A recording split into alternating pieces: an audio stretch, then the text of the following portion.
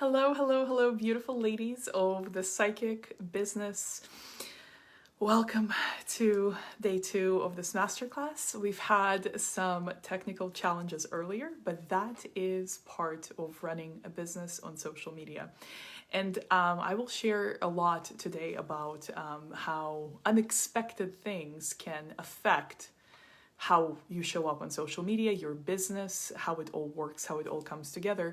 But I'm also going to share how often we approach social media too seriously in a way that it's not sustainable, because social media is not meant to be a lifetime lasting piece of creation that everyone's always going to see and talk about. That's how it seems sometimes, but the content that we post on social media is typically pretty short-lived. So when we obsess over things for too long and they never get published, that is actually a loss, because it just kind of shortens the span of your expression. It shortens your own platform. How can I say this? It shrinks it is the word that I'm looking for. Anyway, we're gonna get started. Welcome everyone. You made it to day 2. Congratulations. If you have yet to catch up on day 1, that video is available for replay. If you can't find it, I suggest that you go to the group page and scroll to the top, and it's in that little rotating series of posts. So that's where all the announcements are kept, and that's where I pin all of these videos, all of these trainings. So I'm pulling up the structure, a little bit of a structure here once again. So I have 3 things that I want to talk to you about first. So first, we're diving into 3 different fears, 3 different ways that we stop ourselves from showing up online. Whether you already have a business, whether you're considering starting one, whether you're trying to build a platform as someone whose opinion you want people to pay attention to. You're trying to establish authority, you're trying to build credibility, right? You're trying to connect to people, you're trying to share your voice with the world. You have a message, you have your own magic that you want to share. And you know, here, no matter what the reason that brought you here to this masterclass, here we are talking about social media. And the 3 things that we're starting with are the fears that might get in your way of posting, publishing, anything. Now, before I talk about them, I want you to see social media not as just this massive beast that has all these different apps and platforms and all these different types of sharing, and it's all overwhelming. I want you to see social media as your own publication company. So this isn't just a random combination of confusing different tactics and algorithms. It's actually a blank slate, completely clear, where you can build your own publishing company. And what I mean by publishing company is you are the publisher. You are the publisher and you are the main star. So to get a little deeper into this, and we will dive much deeper into this as we go through with this training. But before, you know, if you wanted to be an actress, right?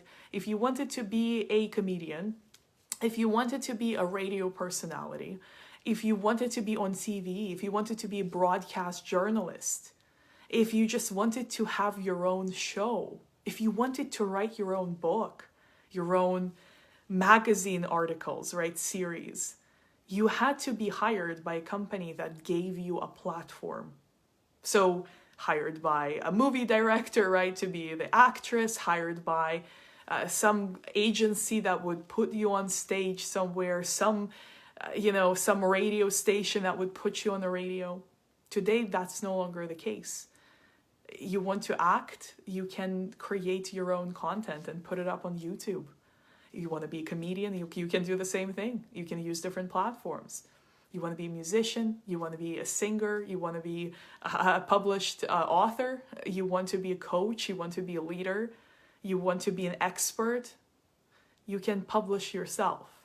And if you were to publish a book, that might require a little bit of an investment, but you can also go through Amazon and they will publish the book for you. And as long as you have any people buying it, basically it's almost no cost. So you can publish a book on your own. Now let's talk about publishing here on social media, because that's a way, the quickest and easiest way. And by quickest, by no means do I mean that it takes no time. But compared to other mediums, this is the fastest way to connect to actual people. Not to, pardon me a second. I think I have a, yeah, okay. This happens too. So social media is the quickest way to actually build connections with actual people, and this allows you to create meaningful experiences, meaningful exchanges. So how to get started, and what are we doing that's often stopping us? So the first thing of the three that I want to dive in is being seen. Okay, being seen is a really big fear that a lot of us have, but it doesn't really manifest in day-to-day life. You know, if you're going to a store, if you're going to a local bakery, if you're going to, I don't know, shopping, or you're going to see friends, you don't really experience the fear of being seen, because these are the people that are seeing you in the normal context of you just living your life, right? There's nothing to be scared of. But when we think about something like setting up a tripod, you know, somewhere outside and taking pictures of ourselves for content, right? If we think about sitting in a cafe, setting up a tripod and starting a Facebook Live right from the cafe. If we're talking about, you know, filming stories when you're around somewhere and you're just filming yourself talking. If we're talking about you sharing the truth of what you actually think and who you actually are and what you actually desire to do in this world. And you have all these aunts and uncles and cousins and sisters and brothers and everyone else and people from your high school on your social media. That's where the fear of being seen really creeps in. And why is that? Well, it's because often growing up, society has taught us to suppress certain aspects of ourselves so that we don't seem like outsiders, so that we don't upset other people, so that we don't stand out too much. And often, you know, a lot of people have experienced bullying in school or things like that, but these experiences are common. You know, a lot of us experience it to different extent for different reasons. It doesn't really matter specifically what experiences contribute to the fear of being seen, but I want you to realize that the fear of being seen is a factor that you need to investigate. And the reason that I say this is I have come up against the fear of being seen while learning how to operate social media. One more second. Part of the learning is not being afraid when your hair is glued to your lip because you're wearing lip gloss, right? This is real. This is the fear of being seen. If you are in front of people and you're doing your first live and something like this happens, and you have to actually say what's going on, or you try to be kind of sneaky about it. This is a live example of this. There's something that a lot of us go like, I'm mortified. You know, someone just saw me say this. Someone just heard me slip. Someone just saw me like mess with my makeup or my hair. Oh my goodness, I'm never doing this again. Because we're so afraid of being seen, being imperfect, being not the polished image that we would want the strangers to possibly perceive, right? So for me, and I'm going to share some of the ways that I've come up against this. For me, I was really ashamed of my accent because I grew up in Russia and English is my second language. So that's no longer really a factor for me at all. But for the longest time, I was really self-conscious about maybe like having a word slip in Russian, right? That has happened a couple times in my life where it was like public. And I was mortified for no reason. No one even like cared. But it's just like, you know, and just like sounding very foreign. So that was a concern for me. Was it a concern for other people really? No, they don't really care because what they care is what they came in for. And it's not seeing you be absolutely perfect, right? But we have these concerns. Another thing that really bothered me was when I really committed to showing up online and creating content in different forms, you know, I would be fine doing a live video at home, but then I would have this idea, like right in the middle of a street, or I'm sitting in some cafe, or I'm, walking around in the park, and I would have this like selfie stick with me that I carried around because I was like, I'm gonna create content, I'm gonna teach myself how to do this consistently. And I would not do it because I would just be terrified. I'm like, what are all these people gonna think about me, sitting there doing, like, that's ridiculous. I would have this, do I have a photographer following me around taking pictures of me? Absolutely not. Do I have a tripod in my car always? Yes. And do I pull it out and take pictures of myself? Yes, because it creates better posts. Because if you can see me doing something, or you can see me somewhere, it creates a human connection. Is it for the sake of, pure vanity? No, it's for the sake of human connection. It makes for a more realistic environment where someone connects to me as a human, and someone also connects to my words, and they get a complete experience. It feels more personal, right? So why did I decide to start doing this, using this tactic, using images of myself that I take myself, right? Because I would get such a better experience reading other people's posts that showed me in the context of what it is that they're talking about. And I'm not talking about, perfect pictures. I'm not talking about, models. I'm not talking about anything crazy. I'm talking about real humans, like someone in their kitchen or someone at their desk writing whatever it is in their journal. Like, it would just give me a vibe that I just had an experience with them. Like, I was just where they are. I saw them do the thing. I heard them say whatever they had to say. And I feel human connection. So I was like, I have to use this. And then I was like, I have to take pictures of myself because I don't have a photographer following me around, right, on daily basis.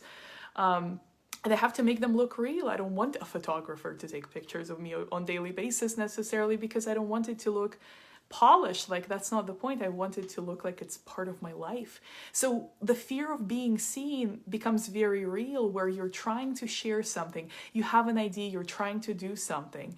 And then you ask yourself, what are all these people going to think about me?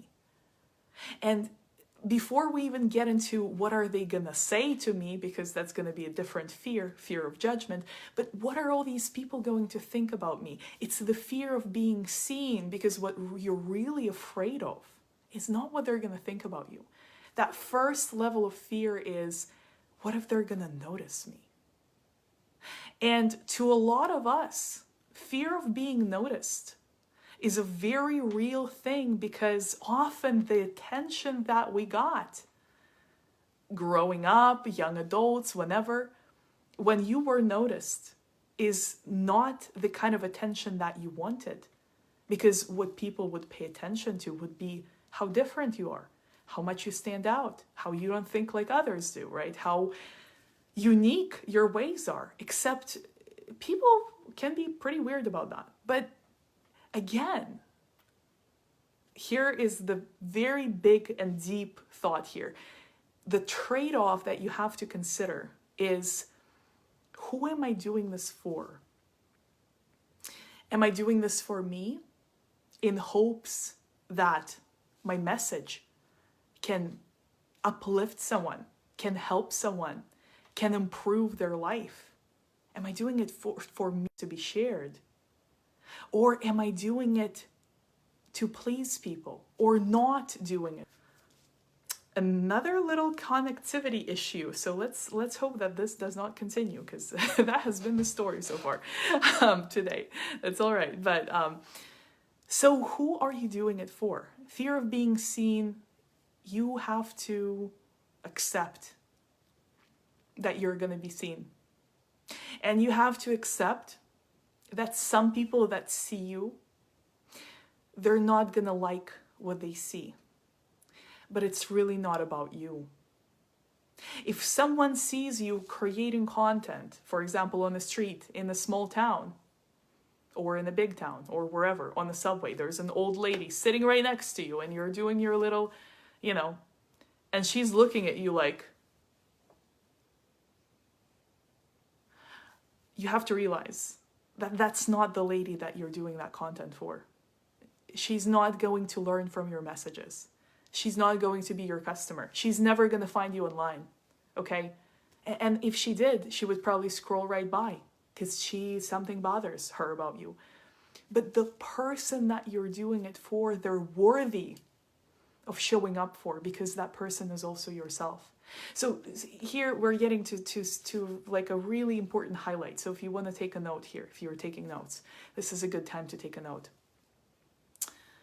Because the people that you're creating content for are a reflection of you. Whoever that you can share your life experience with, whoever you can share your magic with, whoever actually finds you online and learns from you, okay? They're very much a match to who you are. So whenever you're speaking to an audience, think of it as I'm speaking to a younger version of myself, or I'm speaking to myself, maybe not even younger. Maybe you're speaking to yourself 2 months ago, before you learned the things that you learned over the past 2 months. Maybe you're speaking to yourself 3 years ago. Maybe you're speaking to yourself in the future. But whoever it is that you're speaking to is you, okay? And also it's the person that is attracted to your content, is attracted to who you are, is attracted to the way that you share your stories. And these people will find you. But you have to realize this. Here's a highlight, okay? If you never created, or worse yet, I've done this, if you create it and never publish it, there is 0% chance that they will find you. There is 0% chance that they will benefit from your wisdom. There's 0% chance that they will actually, their life will be improved by your gift, your magic, or your unique offerings, right? Your unique abilities, your story. So when we're looking at the trade-off of, I'm in the public place, I have this really amazing idea, I really want to make a video or a story, I really want to take a picture of myself and write this post because I was inspired in this park, so I want to take a picture of myself in this park so that it creates a human connection to whoever reads my message. But there's this grumpy lady next to me, and there's the bunch of people who are kind of judgy already, and I don't want them to see me, right? You have to consider the trade-off of like, okay, am I going to sacrifice the impact, the magic, the transformation, the healing that my content will bring to the person who is a match to what I'm doing, to who I am? Am I going to sacrifice this meaningful impact that I can create, right, for these people around me who are probably going to look at me and judge me? Or am I willing to sacrifice the people who are judging me for the sake of actually sharing my magic, for the sake of actually making an impact, for the sake of actually creating a lasting transformation in someone's life who is a match to my vibration, who is a match to who I am, right? So you have to pick and choose your sacrifice, and this is a very, very important point. Then the second fear that we're covering tonight, the fear of being judged. Okay, so this is the fear of being seen as you doing what you're doing. The fear of being judged is what happens after you do what you're doing and you actually went ahead and you went live and you shared a post and you created whatever you did. Maybe a story, maybe YouTube video, maybe you, I don't know, maybe you combined some media. Maybe you wrote something and you created a video. Maybe it's any other type of expression on social media.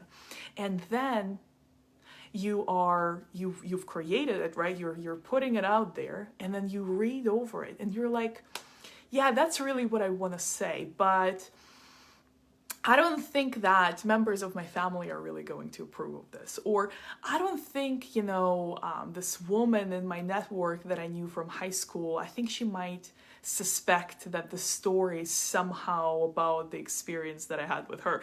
Or like you start really like kind of considering the people who might read you and what they're gonna think about you. And here's the worst part, and then you start changing your stuff. You start editing your own content in a way that makes it less you. So what's the problem here?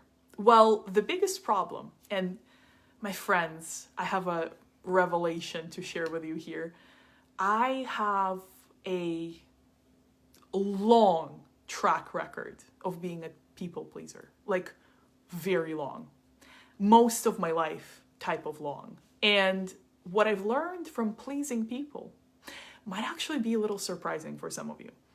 what I learned from pleasing people is that when you become really good at being a people pleaser, you attract all kinds of wrong people.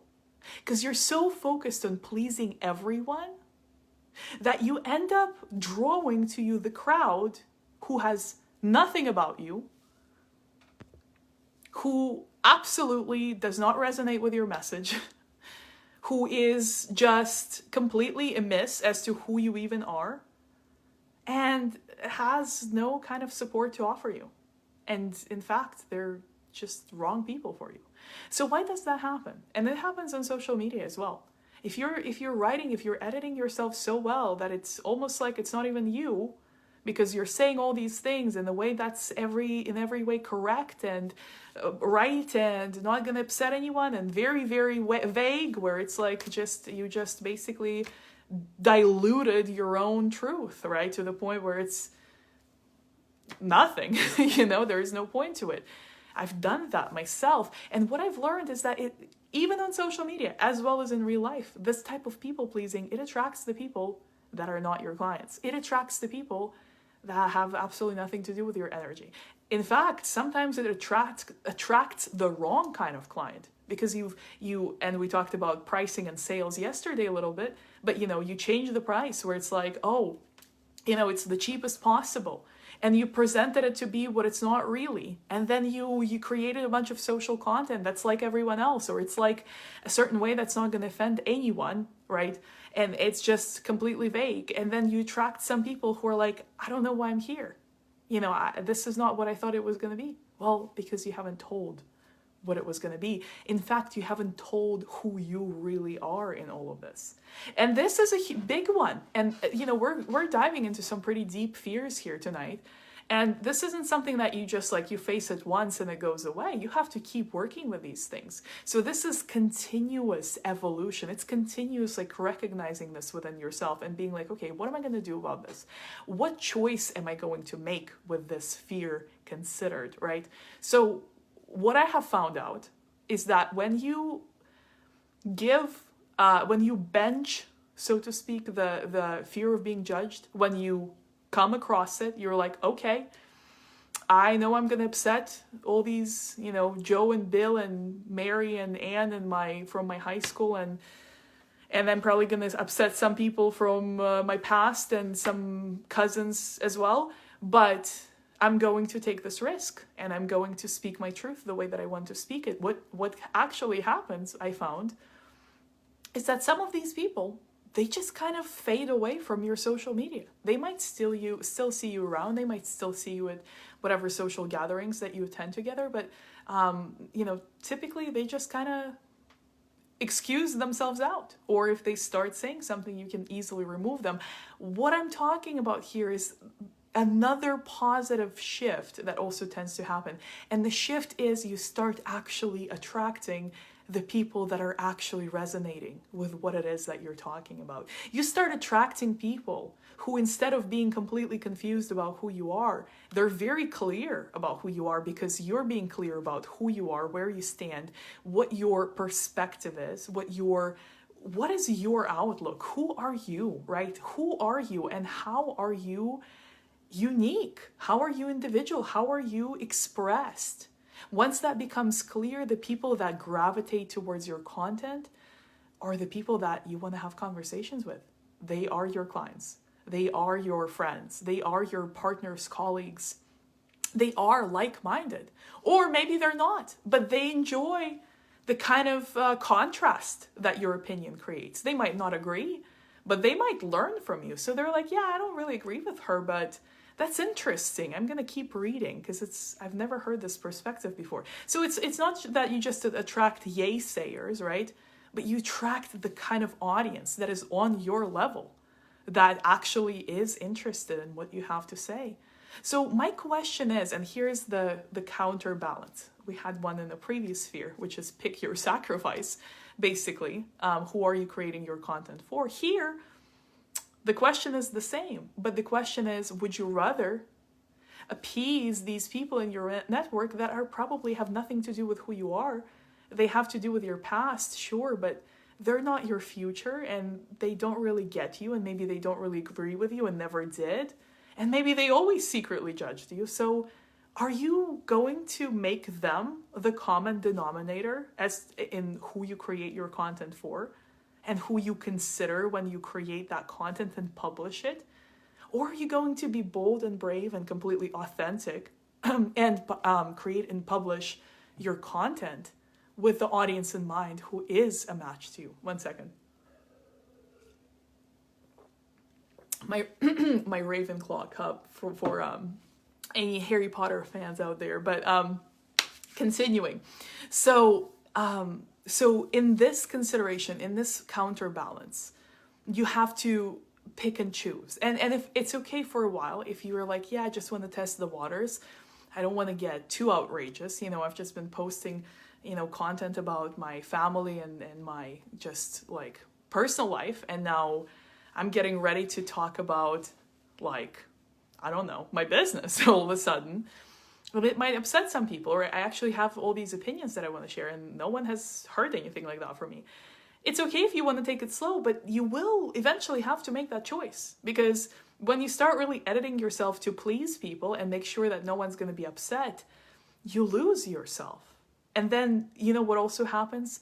You start being obsessed with who liked your stuff and who didn't. And that is a problem because, and here's another highlight to take a note of. Volume versus perfectionism, okay? If you spend hours editing your post to the point that it's like not going to offend anyone and everyone's going to be totally fine with it, and you maybe edit it for days, think about it for days. Should I publish it? Should I not publish it? Is anyone going to like it? Is anyone not going to like it? And then you publish it and you have like 3 likes and you spend all this time. I spent so much time creating this post, right? So now I'm going to spend all this time like waiting for people to like it or to see. Do people like it? Do they not like it? Do they hate it? Does anyone hate it? What do they think about me? It becomes so obsessive that you're actually wasting time, because social media is not wired to be perfection-based. It's wired to be volume-based. So the less you can be concerned about who liked it and who didn't, and the more time you can spend actually creating things to promote your business, to promote yourself, to share your opinion with the world genuinely, and the less time you spend editing it so that it fits everyone's boxes and it doesn't upset anyone, God forbid, the more you will create and the easier it will be, because you're not going to have time to look for these likes. You're not going to have time to edit these posts to the point of perfection. You're not going to have time for this because you're like, I already have the next idea to share. I already have the next thing happening, right? I want to get this one out of the way so that I can move on to the next one. And something here, and this comes with territory a little bit, but something you have to realize, and I've had this proven so many times, so this is an absolute fact, okay? You don't have to find your own proof for it, but you can just take my word for it, okay? People that read your stuff online, they don't always like it. They don't always comment on it, especially if it stirs the pot, if it makes them think, if it ticks off some button, if it makes them go like, what? She said what? How can this be, right? The more you actually talk about the things that matter, things that stir up someone's mind, make them question themselves, stop them in their tracks, make them go, really? I haven't thought about this before. The less likely it actually is that they're going to respond to your content, that they're going to put a like or a heart on it. You know why? Because they are afraid of being seen liking that kind of stuff. They're not ready yet. They're not on your level yet, but they're watching you. They're listening to you. And here's how I have proof for this. It shocked me. It shocked me. And even now, with people barely leaving their homes, right? Maybe not everywhere, but in a lot of parts, I haven't really seen a lot of people. Like the friends that I have on social media are from all over the world, but I also have some friends from some local places where I've lived before. And recently, like I went out like once recently, like maybe a week ago, and I was like in this place where I used to go a lot. It's like a restaurant and a late night bar. They have really good food and just really nice vibes. And I was just sitting there, and this girl came up to me and she said, you know, I like watch your stuff all the time. And I'm like, really? She's like, yeah, I watch all your card pulls. I love your posts. Like, you had such a positive influence on me. You made me like realize so many things, and you made me just be brave and like pursue new things in life and explore my own kind of intuitive side. And I'm just like sitting there. I'm like, I didn't say anything, but I'm like, she's never, ever, ever, ever once liked anything. I know her name. That name does not show up in my Facebook ever, ever, ever. Yes, she's my Facebook friend, but I have like 4,000 and something. And most of these people I don't hear from, but they are watching. So if you're looking for likes, or if you're spending hours editing your stuff so that everyone is okay with it, first of all, you're going to attract people that don't really know you, don't really care, right? And second, you're wasting the precious time that you can actually spend creating, sharing, right? Sharing your life, sharing your opinion, sharing your mind, sharing your thoughts, promoting your business.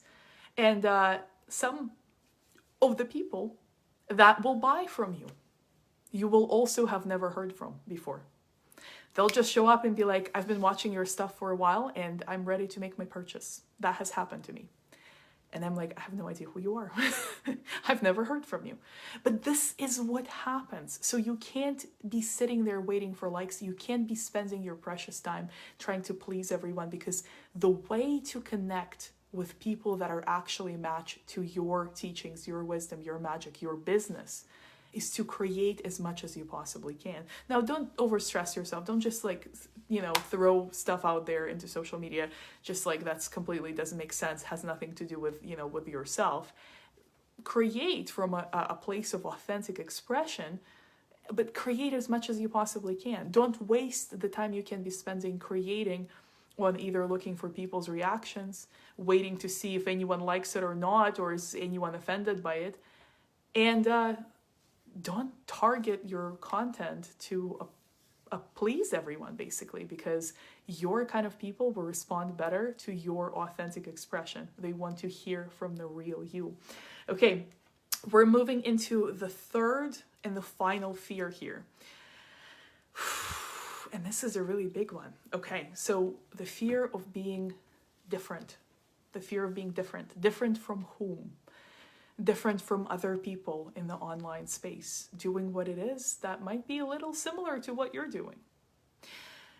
And this is a learning curve, because what naturally happens is you find people that inspire you. And especially if you're new to this kind of online business world or social media, like where you're actually looking at it from a perspective of like, how can I build my platform?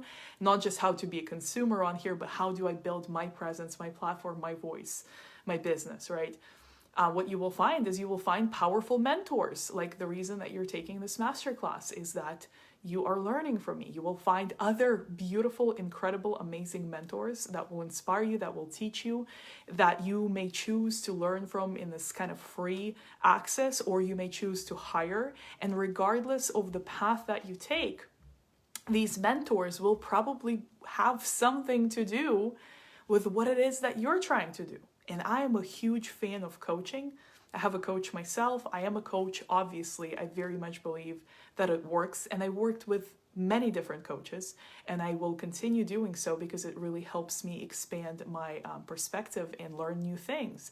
But what I've also observed from being mentored actively by someone, or just observing someone and maybe attending their free masterclasses or their lives, their trainings, reading their posts, which there's so many women that I follow and am inspired by daily. It's just incredible. I really love looking through my feed because there's just so much inspiration. And I'm so grateful for it because women are rising. It's incredible to see women in business thriving. But what has happened to me, and what I have seen happen to others as well, is that you don't know the fine line between, okay, I'm learning from my mentor, but I also kind of almost want to do it like her, because I'm seeing her do it and it works. So how do I take the lesson, right, and apply it in my own way? Okay, so this becomes a little bit of and sometimes it's a little tricky. Sometimes you really do actually try what your mentor has done or what your coach is doing. And I've actually had a conversation with one of my mentors, like the framework of my container with her was so amazing, and I loved the structure so much. I was like, I think I'm going to create something with a slightly similar structure. Like I'm really enjoying using the tools that you're using for this type of communication.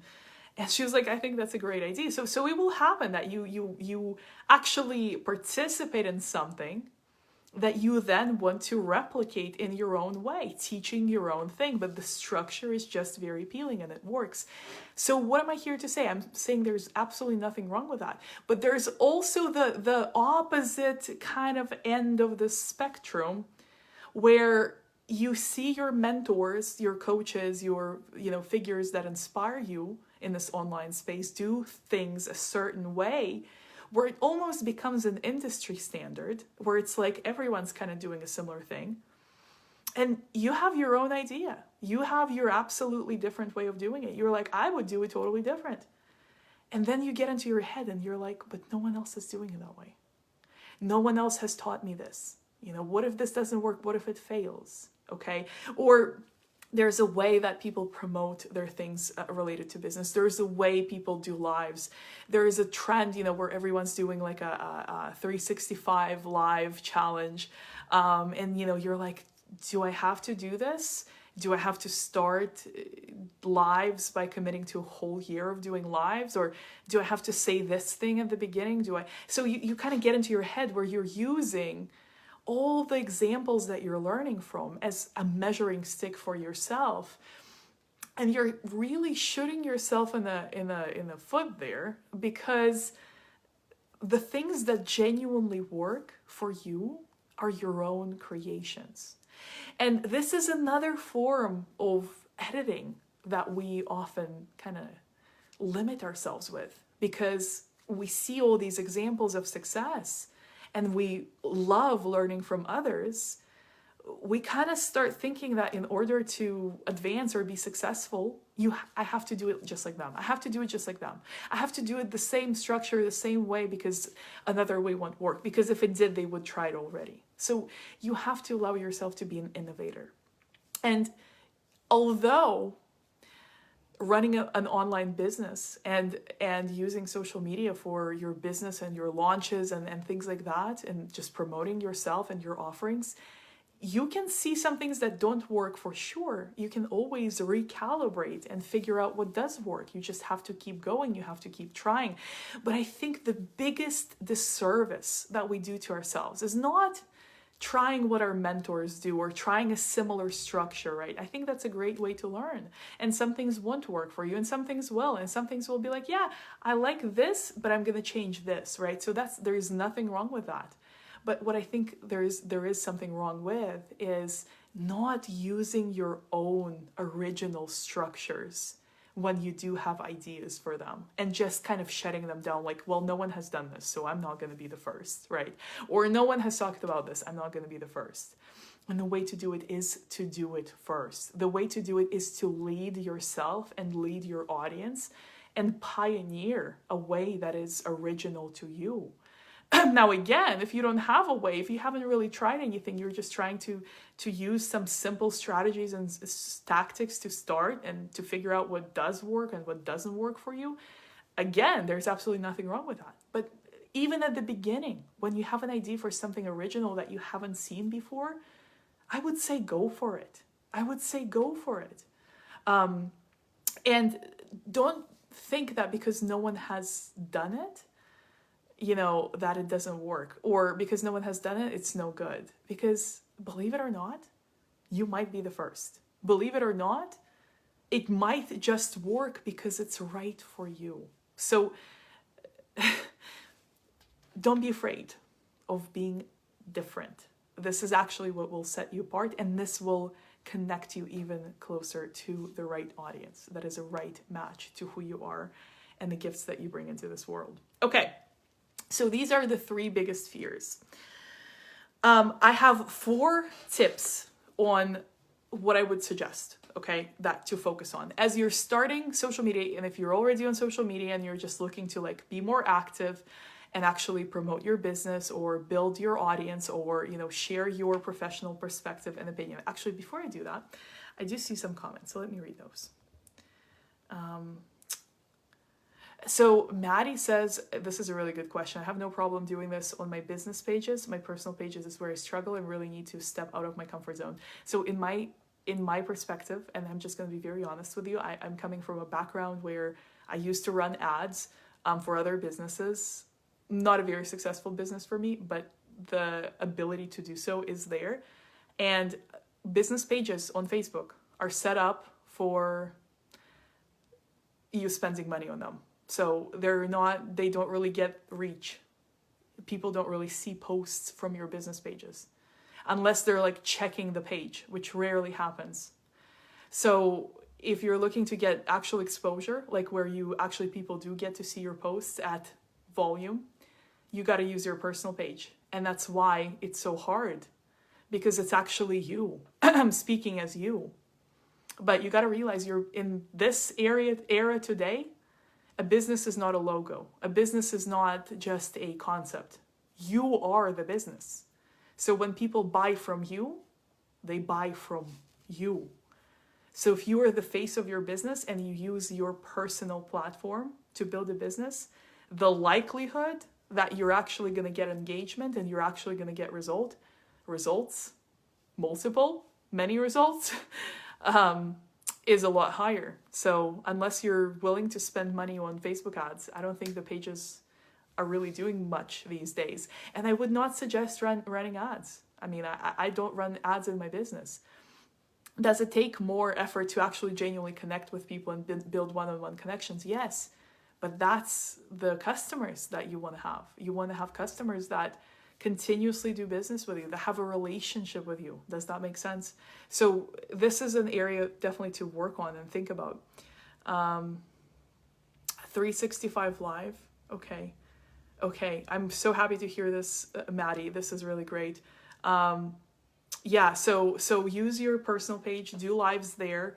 And you know what, just keep going. And one thing that I will suggest with 365 Live, I haven't done one. I've challenged myself to like several days of content, but it's not really the structure that works for me. But I think it's a brilliant way to really commit and like really get through some of these barriers. We're going to talk a little bit more about this as we go through this training. But what I would say, my advice to you with 365 Live, I've seen a lot, and I'm not sure what your approach is, but I've seen a lot of people say like day 7 out of 365. And it's like, I don't really know what that's going to be. So I'm not going to listen to that. There's nothing wrong if you've been doing that, but I would suggest actually using a title, and you can put however day out of however at the very bottom so you can keep on track.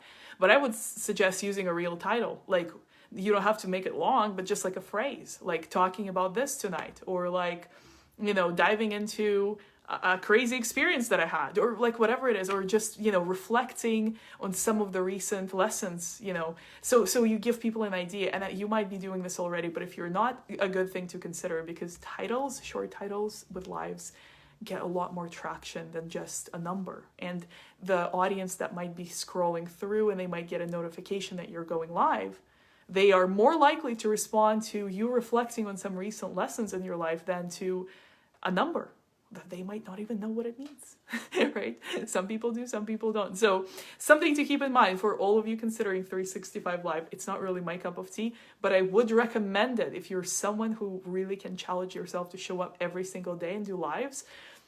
It's a really great place to start. If you're not, however, I will also say that you don't have to do 365, but you have to challenge yourself to do lives a lot. And I'm going to talk about this in a second. So 4 tips, okay? Practice getting over yourself. That is where we go into lives. Okay, so what do I mean by getting over yourself? I mean feeling like you're at some kind of a beauty pageant, or feeling like you're being dissected on things like, what does my, oh my goodness, this ring light is shining off of my forehead, and my hair is, oh my god, and my neck's red, and I just had a hair stuck to my lip gloss, oh my god. Like, nobody cares. And this is not what it feels like when you get started. Nobody cares. Nobody cares. No one's gonna be like, oh, she had a hair on her lip gloss, I'm never watching her again. Like, it just doesn't happen. You know, if you, oops, something spilled, something dropped, something fell off, nobody cares. People actually, why do people, let me just contemplate this while I take a sip from my Ravenclaw cup. Contemplate this. Why do people like reality television? Why do people like when Kardashians have a fight? Because it seems like it's real. And reality television can certainly be edited a lot. But why do people like reality television? Why does television have to mimic reality? Like, you'd think that people would want to see something like with cool special effects all the time, but no. People want to see real life. Because what are people curious about? Other people. People like stuff about other people. So if someone is watching your live, they might want to learn from you. They might be curious as to what's going on with you. They might just be curious, nosy people that are just curious, right? They're just trying to pass time. They're just scrolling, they're bored. But the people don't want to see some kind of a polished ad. They are looking for a connection. Anytime someone comes to your life, even if they are interested in learning from you, even if they are curious about what you're doing and where you are, even if they are just bored and browsing, they're looking for a human connection. And that's the bottom line. So whenever you show up, being imperfect is not a detriment. And if you're too concerned about not being a perfect, polished Barbie doll, you know, doing all the perfect moves, you're missing the point. Because people are not looking for someone who is perfect. They're on social media because they're trying to be social. And maybe they're not social enough to leave their house. Maybe they're not feeling like interacting with other people. But every time someone comes to your live, they don't have to interact with you. They can just watch. And why are they watching? Because you're human and they're human. And yes, they might also be interested or bored or curious. Regardless, they're there for the human connection. So don't obsess about not being human. You spilled something, great. Something fell, amazing. You know, something's like happening with your face, awesome. It's like, you know, I have one of my mentors, the amazing Melanie Ann Layer. She was teaching I'm in several of her programs, but one of the recent programs, she had something like she had a hiccup or something. Something happened, or said she like spit on the screen talking, and everyone like it was such a human moment. One time, someone knocked on the hotel door. Like she was in a hotel, someone knocked on the hotel room door that she was in. Walked into the room. She's like, "Excuse me, like, please don't come in." And it's just, you know, whoever, like maybe a hotel employee or something. It was just awkward, but she kept going, and you know, and I love it personally, but I was like, let me observe the reaction to this. And I would just watch the comments, and everyone's like, oh my god, this is so hilarious. Oh my gosh, you didn't even get distracted. Wow, this was so funny. Like, this happens to me too. This is, you know, this is hilarious. Like, no one said, you know what, I'm never watching you again. Screw this. Give me my money back. Just because you spit on the screen, because you were so excited about what you were talking about, I'm leaving. It just doesn't happen. So you gotta like relax about being human. You can't wait for the perfect moment where you're, you know, looking like a robot and then do the live, because no one will care. The more human you are, the more people care. And yes, I like to put a little bit of an intentionality in some of my videos, but sometimes I'm not feeling like getting dressed or wearing makeup. I've done readings on my personal page where I'm literally in my lingerie, no makeup, and it's like 3 a.m. in the morning. Well, I felt like doing a reading, and that builds a meaningful connection with someone who's up at 3 a.m. in the morning in my time zone, or it's morning time in their time zone, and they're just like, oh my gosh, here you are with your cards and your lingerie. This is the vibe that I was looking for. And someone sees it and goes like, this girl with her cards. I'm never watching this. But guess what? Am I worried about them? No, because they're not my audience. And if they unfriend me, I'm glad, because that actually creates room for the person that is in alignment. So I have no problem with that. But it's somewhere where you have to kind of get. But I'm doing this masterclass and I'm covering this point. So these points, so hopefully you get there faster without having to keep yourself from creating for too long. So the second, so this was the first, if you're taking notes, if you're planning to rewatch this, this is a good time to take notes. So the first tip was practice getting over yourself, meaning your humanity. Don't hide it. People enjoy it. They're looking for a human connection. And if they build one with you, even if they weren't interested in what it is that you were doing, they might just become interested because now they have a connection with you. So now they want more of you. So now they want to see what kind of candles you're selling. Now they want to know what kind of coaching you're doing. Now they might attend the masterclass that you're hosting because now they have a connection with you. They're like, yeah, I know this person online. I watched her live. It was hilarious. And I wrote something and she responded to me. And she had this moment where she spilled her coffee all over the place and she kept going like, wow, I want to know who she is, right? She feels like a friend. Okay, so that's tip number one. Practice getting over yourself. Second, and we touched on this earlier, volume versus perfection. So we're not looking for, 5 days of coming up with a post and then 6 hours of editing so it doesn't offend anyone. And then, posting and getting one like on it and deleting it. That's not what we're doing here on social media if we want to grow our business, our brand, our influence, our presence, right? Our audience. That's not going to work. Okay. So you got to look at volume versus perfection, meaning less time making it perfect. Yes, I take time to write my stuff. Yes, I take time to come up with something I'm going to talk about on the live. Sometimes I don't. Sometimes I'm like, you know what, I just feel like coming live and I'm just excited about something pretty insignificant, but we'll see where it goes. Maybe I'll get some ideas. But the point is you're intentional about what it is that you share, but you don't craft it until it's perfect. Like your life is gonna be judged on it. And you don't spend forever editing it so it doesn't, God forbid, offend anyone or your cousins or your high school buddies from long ago that have no idea that you're now a, psychic or a writer or, a speaker, aspiring speaker, right? Oh, I don't want them to find out. They would probably laugh. No. We don't care about that. If they find out and they don't like it, they can excuse themselves. They can unfriend you and you're going to be okay, I promise you. And if they say something to you, you can unfriend them and you're going to be also okay, I promise you. It actually doesn't matter. You're like, well, I don't care. Because then you start finding out, the people that actually care, they love it. So I'm not going to take this kind of advice from someone who's never going to be my customer, never going to be my friend, never ever got me really. So no, bye. You don't like it. You don't have to look at it. So, but we are looking at volume, meaning the more time you can spend creating, the more you're going to grow. So less time you can spend looking at who liked your post or didn't. That's good. The less time you can spend making the post or video perfect, or I'm going to wait until Friday to get my hair done and then do a full set of makeup and only then will I do the live. No, you do the live now, tomorrow, the day after, and at the salon getting your hair done and afterwards when you're feeling amazing. Like, it doesn't have to be extreme, but you get the idea. You're not waiting to create the perfect thing. You're creating as you go.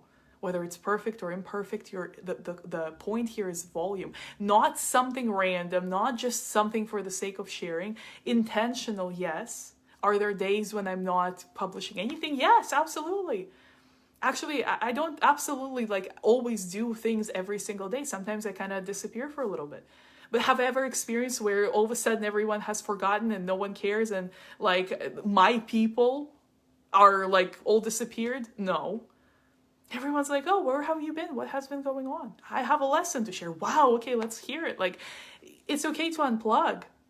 But while you're not unplugging, when you're in a pretty good place, when you are in a good place, when you're in a normal place, even when you're in a blah place, volume, We're talking a couple times a day. We're talking, it doesn't have to be a masterpiece. We're talking, it can just be you, but you're not spending so much time editing or waiting for results or waiting for some kind of a confirmation that people are in fact paying attention.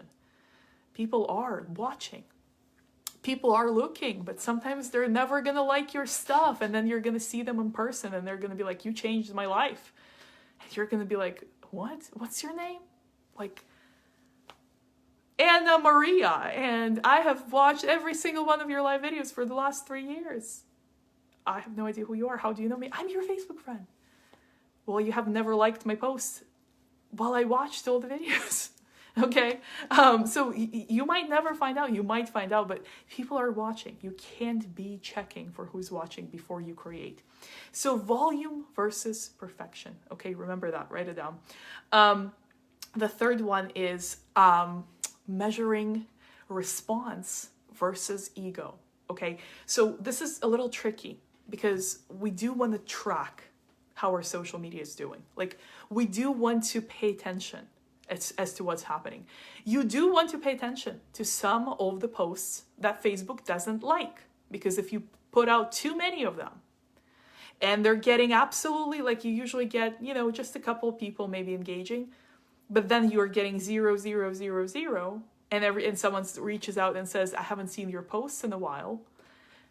There's probably something going on with the wording that you're using. Maybe it's the price point that you're plugging in there. Maybe you're using a payment link right on your post.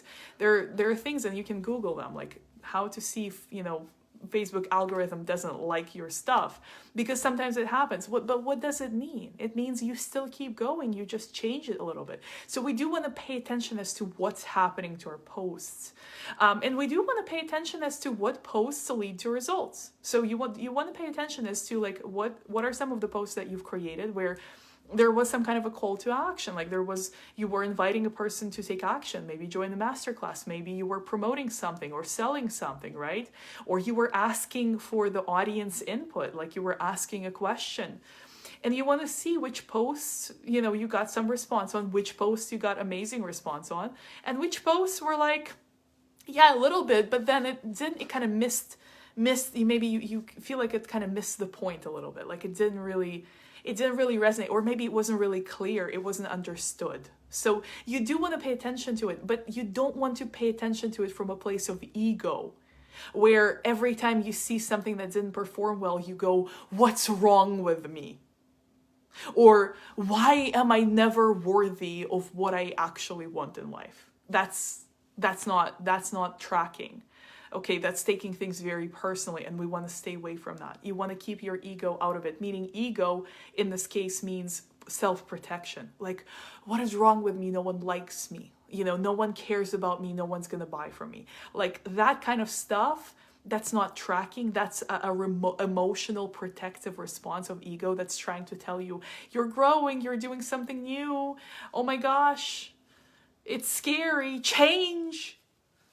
So you want to keep it in check. So when your ego gets involved and you start asking questions like, what's wrong with me and why does nothing ever work for me? You got to deal with your emotions. You got to address that first. And then when you're all right, get back to tracking and actually looking at performance. Okay.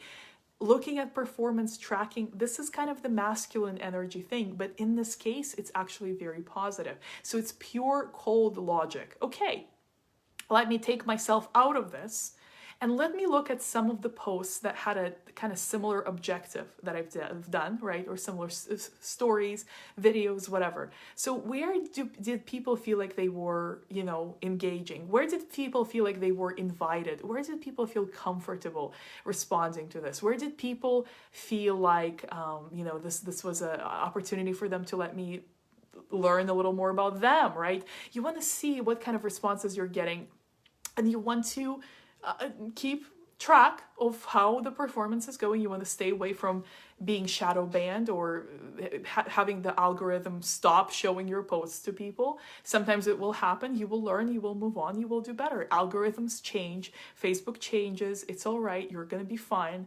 But you want to do so, you want to track the performance to also see what works better for you, what works better for your audience, but you want to keep your ego out of it and not take anything personally. None of this means anything about you. It's just something to know that to be able to monitor how your performance is going, how your engagement is going, right? How are people responding?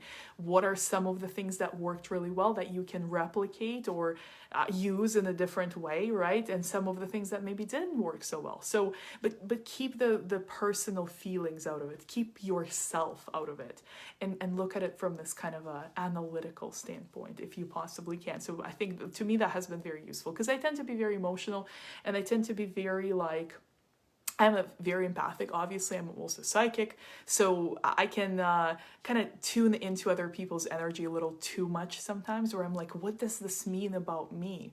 And because I'm so sensitive to other people's energies, it usually doesn't mean anything about me. I'm just tapped into the energy of someone else.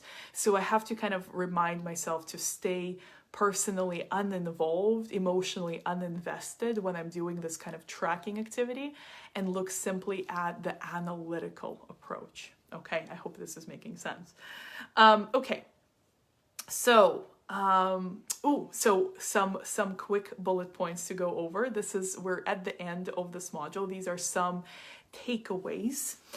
So this is very actually specific to combining social media and the authentic expression with sales. Okay, so we talked about sales yesterday. If you missed that module, go check it out. Come back to this piece of the conversation later, or watch this now and then watch the sales training. But this is for combining sales and social media. So with what we just talked about regarding authentic expression and social media, and what we talked about yesterday about sales, how do you actually marry the two, and how do you show up authentically on social media while selling in your business? Okay.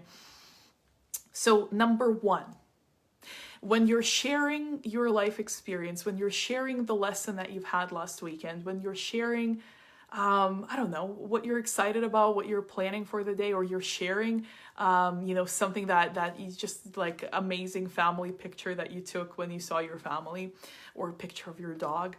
That's one thing. People want to be part of your life. They want to have that social aspect where they feel like they're part of your life. It depends on how private of a person you are. I am selectively private, but I love sharing many aspects of my life. I love sharing my relationship, when I hang out with my parents, when I travel, what I'm doing, what I'm wearing, where I'm going. Like, I just love sharing my life. I know some people are a little more private, where you just kind of want to share very selectively. Either one is fine. There is no right or wrong answer here. But when you're sharing about your life, it's just about your life. So you're free to say whatever you want to say. But when you're selling on social media, you don't just want to talk about you. Like, for example, a post that I would write, I created this tarot course that I run, and I have gone through this journey, and so, and yada, yada, and buy my course. And it's like, sounds like tarot is a big part of your journey, but none of this gives me an idea of why I need to buy or would want to buy this course, right? So you want to show them what's in it for them. So if I were to say, I created this masterclass and I love it, and it's really good for me and my business, and I'm really excited to run it. It's like, okay, that sounds like a good story. Why would I want to attend it? Like, who is it for? What are we going to talk about there? Like, you're excited, you created it. Okay, that's great, Katerina. What's in it for me, right? So whenever you're selling anything, whether it be free, and the requirement is the investment of their time and possibly their contact information, whatever it is that you're trying to organize, such as a masterclass, such as a free training, maybe a free card pull, whatever it is, whether it's free or it's paid, you have to tell them what's in it for them. So can it have some elements of what it did for you? Absolutely. Especially what you have gained from it. Like, what are your results with this work? What are your results doing this work with yourself? Obviously, that's very important. But you can't just talk about yourself. You have to talk about, why would they want to be part of it? Like, what would they gain from doing it, attending it, buying it, right? So don't forget that there is a difference. A social post talking about your life, you don't have to tell anyone what's in it for them, because there isn't anything other than they get to be a part of your life. They get to see you do something for yourself. They get to see a part of your life that you're willing to share. That's enough.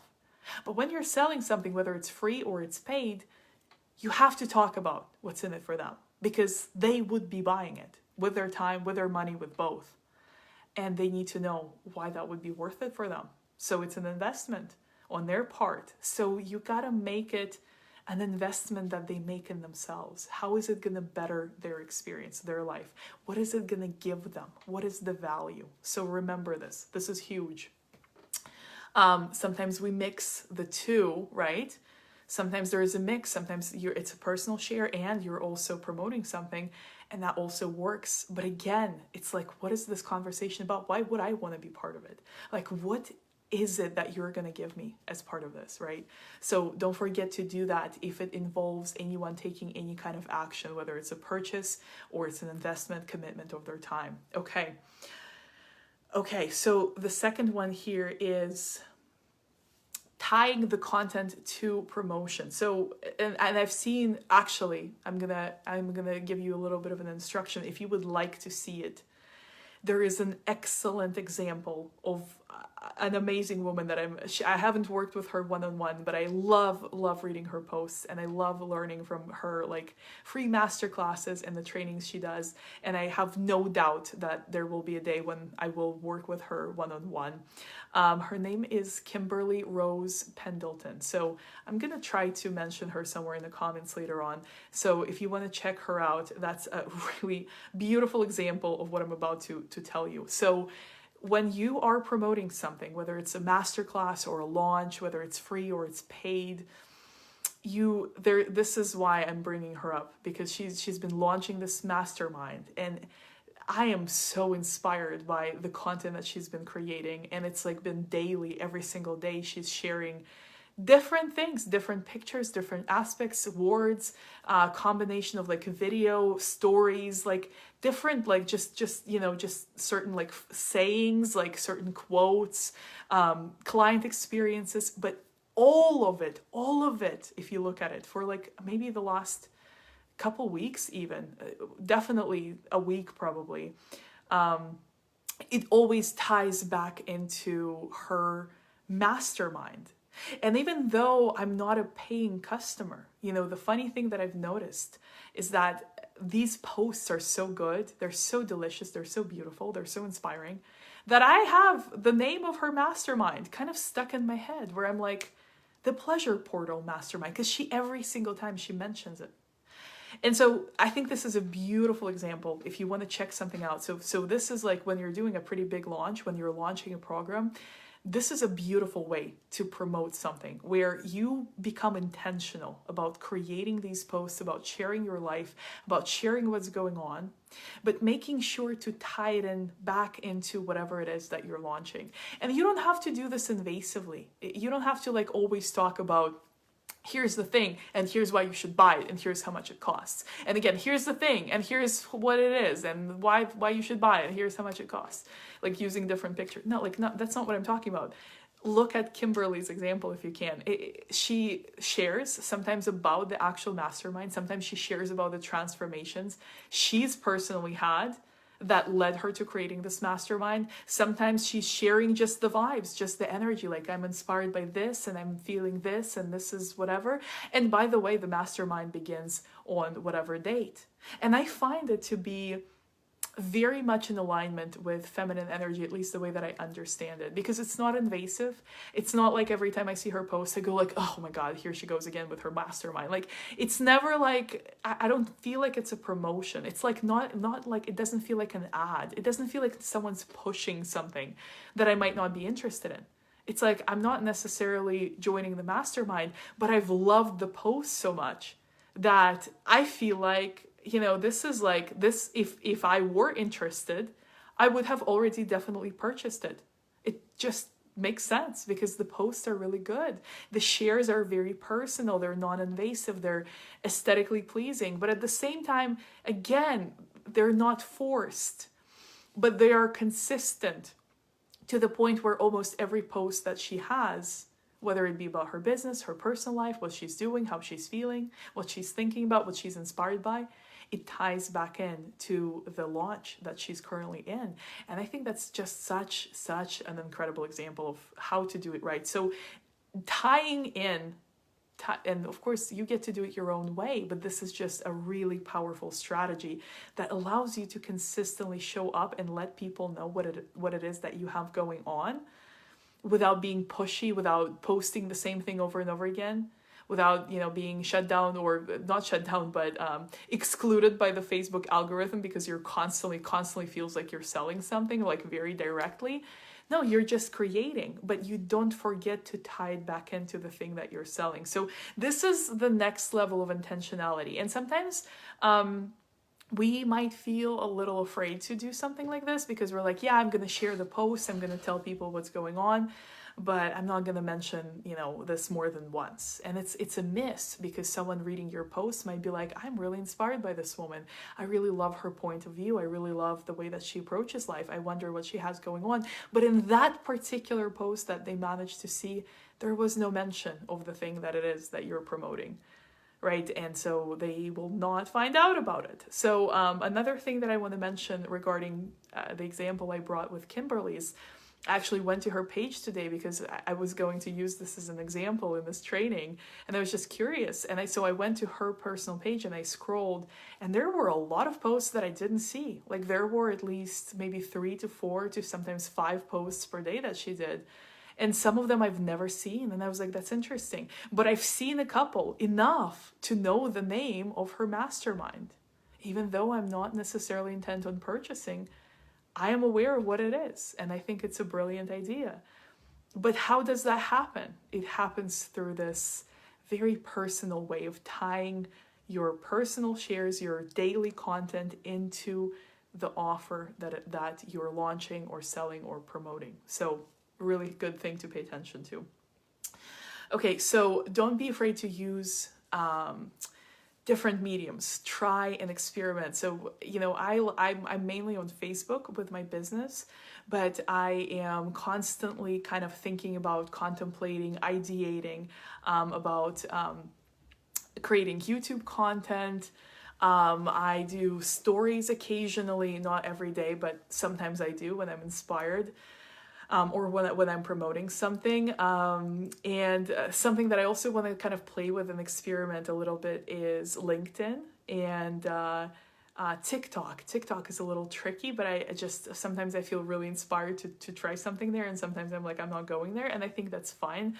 With LinkedIn, it's a little different. Everyone's vibe is like really professional and corporate, and I think it would just be fun to kind of stir the pot and share some psychic content in there, and just like stand out and be different. So I'm kind of looking to explore with both of these. But because Facebook is the main platform for me, I take Facebook pretty seriously. Like I try to be very consistent and visible on here. But when it comes to other platforms, I allow myself to just play. So I would suggest doing something similar, like choosing a platform that's like the main platform for you. Facebook is really great for, I think, building a business and building meaningful connections. Instagram can be pretty powerful too, but it's a little different. YouTube is an amazing platform. Again, every platform is pretty unique, and the type of content that it features is also pretty unique. But I would say pick a platform that you're going to really stay consistent on and experiment with other platforms, and don't take them so seriously. Like no perfectionism. Just give up on the perfectionism. Volume versus perfectionism. Just throw some things out there. Try some things out. And don't wait, to try things out, because sometimes the new things really blow up because they are new. And sometimes they're just kind of silly. Like TikTok was very silly at the beginning. Everyone thought, it's just kids on there. But now it's like a serious platform that a lot of businesses really grow on and take off on. So experiment with things that seem silly, new trends, new platforms, but don't take them too seriously either. Just throw something out there, see what happens. that's the strategy that I have for social media that isn't my main channel. And even with Facebook, like I like to experiment sometimes. I'll do a post I've never done before. I'll talk about something I've never talked about before. I'll try a new tool, like they're introducing Reels now, much like Instagram, which are these like short TikTok-like videos. So Facebook has Reels now, so that's new. But explore, try it out, experiment. Some things might not work, some things might work, but how will you ever find out if you never even try?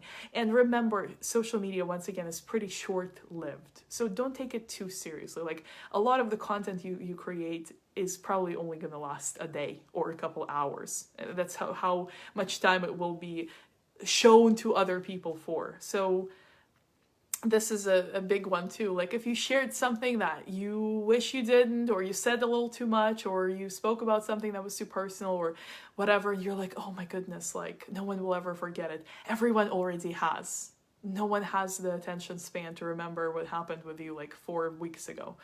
People have moved on, so you need to move on too, and don't dwell on any kind of mishaps that you have on social media. Just move on and keep creating, keep going. We've covered spend more time creating than checking how your posts are performing, meaning likes, or who likes them, who doesn't, because you don't know. Some people are just watching in silence, and they might even become your customer out of the blue one day, but they're not gonna like any of your posts. That's okay. You gotta keep showing up no matter what. You can't be concerned with the response. You can't be concerned with how many likes you got. You gotta keep going. Because the people that really need to see your stuff, the people that will be your customers, they're waiting to see your posts. And if you're not going to create them, they're not going to find out. So you got to keep putting out content from an aligned place, content that makes sense, but don't overthink it. Don't be perfectionist about it. And don't worry about who likes it and who doesn't. Keep going. Don't sacrifice your truth for a few extra likes. So don't be a people pleaser, because the kind of people you will attract are not your people, I promise you. So instead, speak your truth, be authentic, show up as you are, and you will attract the people that are your people. And the only way they can find you is to see that you are their person as well. So that happens when you stand in your truth. The final one is, and I'm just going to mention it one more time, you are being watched in silence. There are people watching you that will never say anything until they do, or until they buy, or until they meet you in person and say, wow, you've inspired me for the last 3 years. You're going to be like, I have no idea who you are. That's okay. You got to trust that people are watching, but don't be overwhelmed by it. Like if you're an empath, psychic like me, and you're like, people are watching, what do you mean? They're probably thinking all these bad things about me. They're probably judging me. Don't think about that. Like people are watching, but it's not your job to worry about what they're thinking while they're watching. And if they do want to say something to you, they will, and then you can look at that. But don't worry about the people who are watching in silence that are not watching because they like you.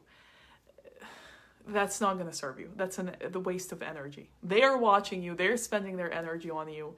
Whatever they're doing it for is up to them.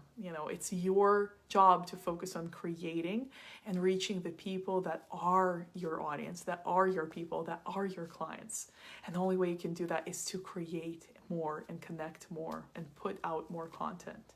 So my friends, this concludes today's training. We are diving into more spiritual topics, and we're going to be talking a lot about personal development journey. We're going to be talking about some of the tools that I use in my psychic business and my journey with them, and also how to manage growing and expanding on your own within your own life while also helping others grow and expand, and what to do when you run up against a crisis or you run up against a challenge or things don't go as planned, and how to manage that and how to continue evolving and growing, and more than that, growing your business. So these are going to be really exciting 2 trainings coming up tomorrow on Sunday and also on Monday. Our Q&A is going to be on Tuesday. sometime, probably the same time around 8 p.m. Might do it earlier, we'll see. But this concludes the training for tonight. I am about to go into some of the ways to work with me that we started talking about yesterday. I have some more information today. So if you are complete, if this is all that you came here to do is to receive this training, the training is now complete. Thank you so much for being here. I hope you enjoyed it and I hope you got a lot from it. If you have any questions, you can drop them in the comments, and I'm actually collecting all the questions I receive so I can answer each and every one on the Q&A. So if you're watching this on replay, feel free to drop your questions in the comments still, and I will be able to see them.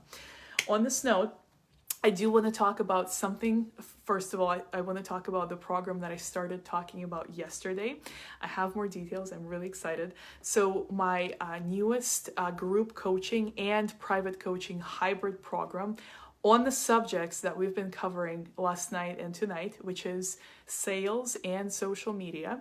The program is called Yourself, Sell capitalized, Yourself Unfiltered, and I'm really excited about it. It's going to be amazing. It's a very in-depth program that involves a pretty significant private coaching component. So I have some details. As I said, I'm really excited to share them.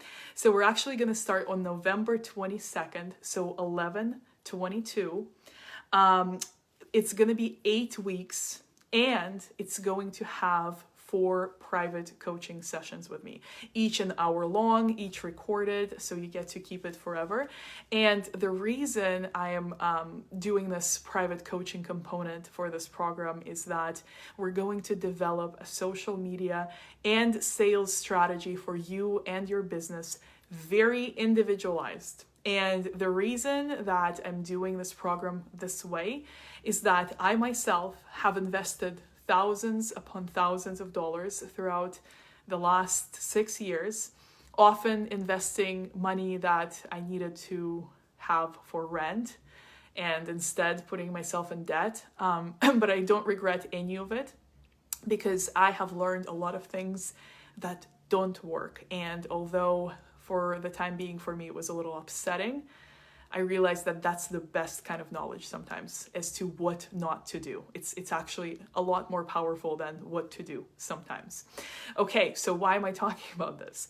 What I've learned that doesn't work for me, or some examples that I've personally encountered, is when someone teaches you a sales strategy and a social media strategy, and it's like, here is ABC, here's my secret formula, here's A, B, C, and D, and this is what you're gonna do, and all the other 1,000 people I sold this to for like $199, right? And and you go out and do it, have fun. And usually what happens is that maybe this secret formula works for the person who came up with it, and very few people who are very much like that person, but for everyone else, it's like, I paid for this and it's not working for me. What's wrong with me? And usually it's nothing wrong with you, but that kind of cookie cutter A, B, C, and D secret formula usually doesn't work, because I sincerely believe that there's no specific vague formula, special secret formula that will work for everyone. And especially in the more kind of feminine energy driven business, where you really want to be authentic, where you want to be intuitive, where you want to use all the gifts that you have and all the unique abilities that you have and share that with the world and create meaningful, unique experiences, unique services that are specifically like what you're good at, what you want to do in this world. You can't really use some kind of secret magic formula that some guy came up with, because you're going to have a very individual set of skills. You're going to have a very individual style of creating content. You're going to have very different things that you're going to want to sell, and these different things will have a different vibe to them. So what we need is an individual strategy that works for you. I have come up with my own, with the help of mentors, with also discovering things that don't work, with a lot of trial and error, but I feel very confident that my strategy with social media and my strategy with sales works for me, and it really does. So what I'm doing with this program is I'm giving you an opportunity to work with me one-on-one so we can create a strategy for you.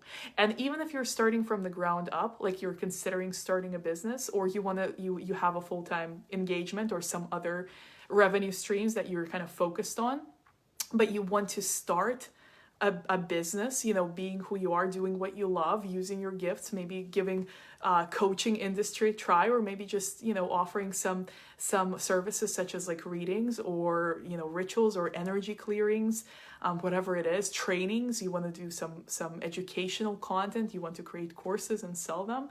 Whatever you want to do, this is a perfect program, because I will use not only my skills and my hard-earned lessons in terms of sales and social media, but I will also use my intuitive abilities and gifts to work directly with you so we can actually find out what kind of business you want to run, what kind of things you want to sell, how much time you want to devote to all of that, what kind of content you want to create, how do you want to show up on social media, and what kind of publication are you? What kind of platform are you? What kind of speaker are you, right? What kind of artist are you? So this is an incredible opportunity.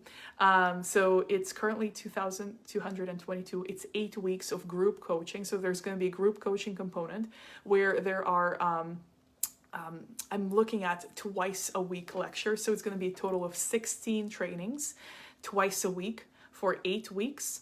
And then it's going to be 4 bi-weekly coaching calls with me. So every 2 weeks we have a call, one at the beginning of the program and all the way through, where we're going to craft a social media and a business sales strategy for you that you can use forever. And I've actually had an incredible experience that was similar to what I'm trying to do with this program, with a mentor that I worked with one-on-one for a very brief period of time, that has helped me really see my business.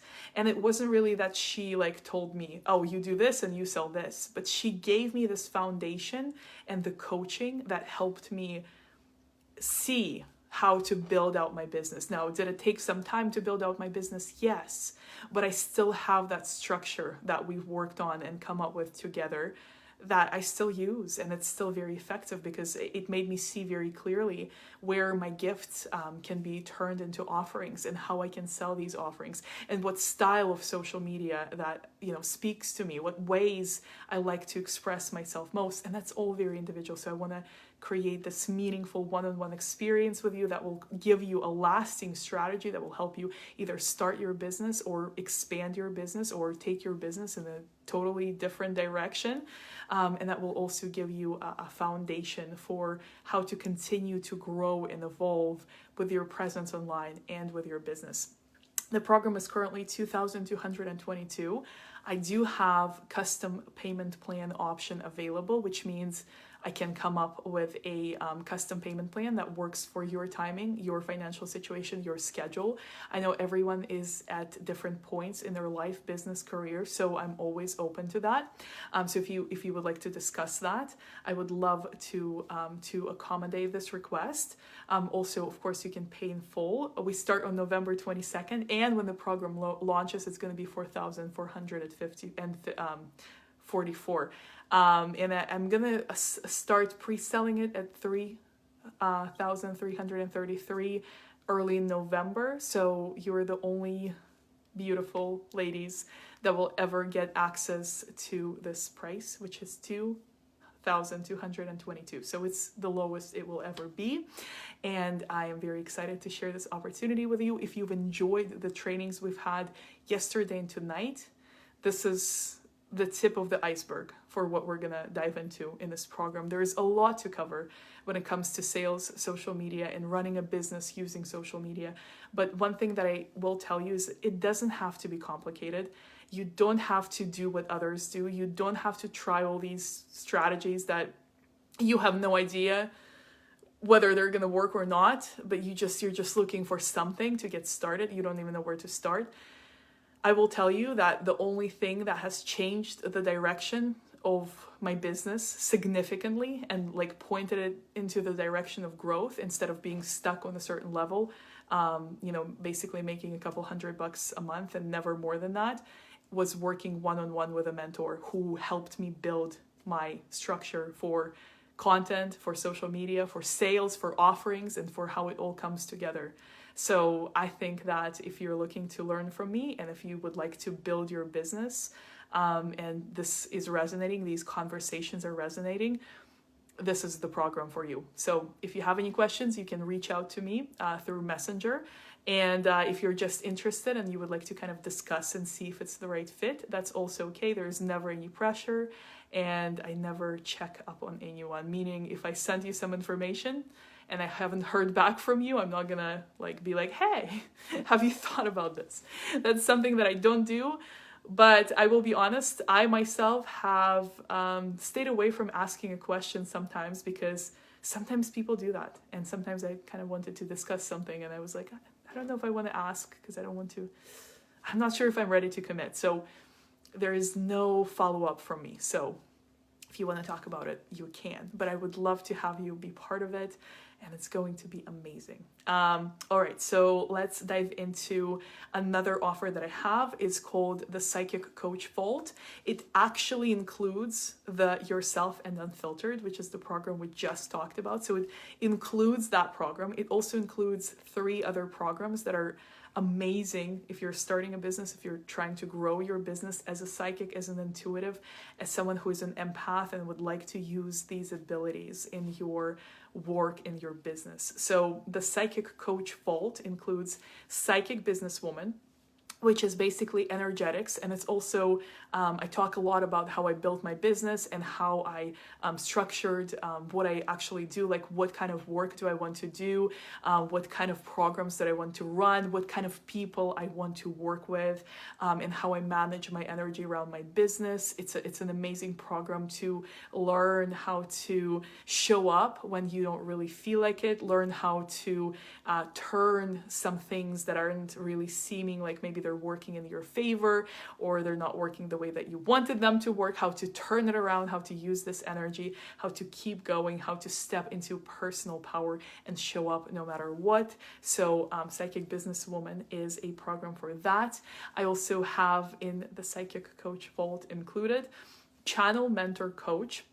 So this program goes into detail of the difference between channeling, mentorship, and coaching, and I use all 3 components in my business. So when you work with me as a one-on-one client or in one of my programs, I do a lot of channeling, but I also teach things that I've walked through myself, and I give you tools to take away, to extract the lessons and to use the lessons in the way that you want to apply them. So it's the difference between the channeler, the teacher, and someone, which is the coach, who gets their client from point A to point B, how to assemble the vehicle that gets them from point A to point B, how to actually get someone the results that they're looking for. So this program is amazing for anyone who wants to step into this coaching industry and learn how to be a teacher, a coach that brings results to people, and also how to strengthen your channeling abilities, how to trust your own channeling, how to trust your own ideas. So it's an amazing program as well. It's also included in the Psychic Coach Vault. Another thing that's included is the Psychic Academy. It's an ongoing container that is continuously added to. There are, I believe, 3 modules in there already. And it's just going to keep going. I release modules there every week or every other week. And we cover a wide variety of topics on how to develop your psychic abilities, how to be more confident with your extrasensory skills, how to explore some of the new areas, how to develop your intuition, how to interpret your dreams, and so many more things. I actually have a list of 50 topics that I've outlined that I'm slowly getting through. So this program is going to keep going, and you get lifetime access to it, as also applies to all the other programs I just mentioned. They're all lifetime access. And you also get the Yourself and Unfiltered, which is the new program coming out on November 22nd. So the Psychic Coach Vault is $4,444. There are custom payment plans available for that one as well. depending on your schedule, your financial situation, and you are also welcome to ask me if you have any questions or if you would like to see what it looks like. You can message me directly and we will discuss it. The current value of this psychic coaching psychic coach vault is over $7,000. So it's a lot of the programs, and you get to explore all the programs that are already available that I just mentioned before we start the Yourself and Unfiltered on November 22nd. Okay, final thing I'm going to talk about is if you're just looking to get started and you would like to get as much as you can in like a very short period of time, and you want to make an investment of your time, your energy, and you want to make an actual energetic exchange where we do work together and you work one-on-one with me, but you're not looking for anything kind of big, like a 8-week program or like a big investment, big commitment. You just want to get started and want to see what I can give you in one session. A really great place to start is to book a first-time session with me, which is an hour over Zoom. It's recorded. You get access to the recording. You get to keep it for a lifetime. And you also get 10 days of Voxer support, meaning Voxer is this like a social media app, but it's not really social media. It's like a voice messenger app. You can also send text and pictures and short videos. It's very convenient.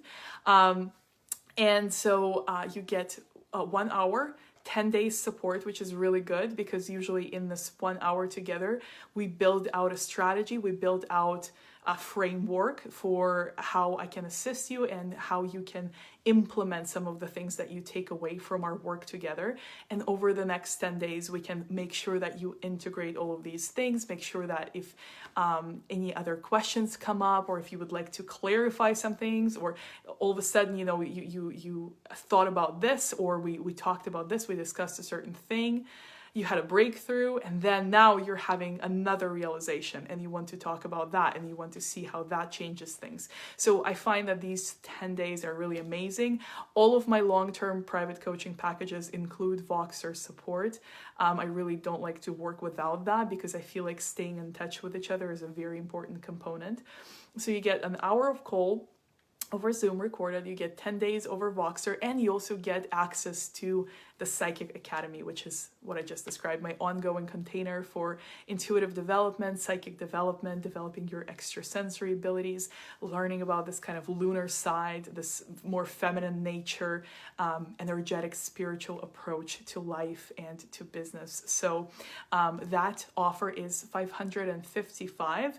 If you need a short-term payment plan to afford that, I would be glad to accommodate you. All you need to do is ask, and we can see if we can figure it out. This is a great way to find out if working with me is the right fit for you, if that's something that resonates, if we're a good match for each other. And if you've been looking at the possibility of doing longer term private coaching with me, then this is a good place to start. I don't really take on any long-term clients unless we have that experience first, because it's very important. It goes both ways. Sometimes it seems like, this is a good fit and it's a good match.